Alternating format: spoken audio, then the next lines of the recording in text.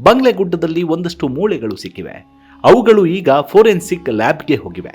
ಅವುಗಳು ಈಗ ಮಾತನಾಡಬೇಕಿದೆ. ಅವುಗಳ ಕಥೆ ಹೇಳ್ಕೊಳ್ಬೇಕಾಗಿದೆ. ಅವುಗಳು ಏನ್ ಹೇಳ್ತಾವೋ ಅವುಗಳ ಆಧಾರದ ಮೇಲೆ ತನಿಖೆ ನಿಂತಿದೆ. ಆದ್ರೆ ಮುಂದೆ ಇದು ಏನಾಗುತ್ತೋ ಏನೋ, ನ್ಯಾಯ ಸಿಗುತ್ತೋ ಇಲ್ವೋ ಅನ್ನೋ ಮಾತುಗಳು ಕೇಳಿ ಬರ್ತಿದೆ. ಇದರ ನಡುವೆ ಸರ್ಕಾರ ಸೌಜನ್ಯ ಕೇಸ್ಗೆ ಮತ್ತೊಮ್ಮೆ ಹಿನ್ನಡೆ ಆಗೋ ರೀತಿ ಮಾಡಿಬಿಡ್ತಾ, ಸೌಜನ್ಯಾಳಿಗೆ ನ್ಯಾಯ ಒದಗಿಸಿಕೊಡೋ ವಿಚಾರಕ್ಕೆ ಕಲ್ಲು ಹಾಕಿಬಿಡ್ತಾ ಅಂತ ಜನರು ಕೇಳ್ತಿದ್ದಾರೆ. ಇದಕ್ಕೆ ಕಾರಣ ಅಂದ್ರೆ ಸೌಜನ್ಯ ಪರ ಹೋರಾಟದಲ್ಲಿ ಮುಂಚೂಣಿಯಲ್ಲಿದ್ದ ಮಹೇಶ್ ಶೆಟ್ಟಿ ತಿಮರೋಡಿ ಅವರನ್ನ ಗಡೀಪಾರು ಮಾಡಿರೋದು. ದಕ್ಷಿಣ ಕನ್ನಡ ಜಿಲ್ಲೆಯಿಂದ ರಾಯಚೂರು ತಾಲೂಕಿನ ಮಾನ್ವಿ ತಾಲೂಕಿಗೆ ತಿಮರೋಡಿ ಅವರನ್ನ ಗಡೀಪಾರು ಮಾಡಲಾಗಿದೆ.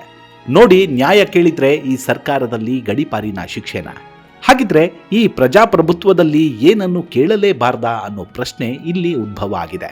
ಜೊತೆಗೆ ಸೌಜನ್ಯ ಪ್ರಕರಣವನ್ನ ಮುಚ್ಚಿ ಹಾಕುವ ಸಲುವಾಗಿಯೇ ಈ ನಿರ್ಧಾರ ಮಾಡಲಾಗಿದೆಯಾ ಅನ್ನೋ ಅನುಮಾನ ವ್ಯಕ್ತವಾಗ್ತಿದೆ.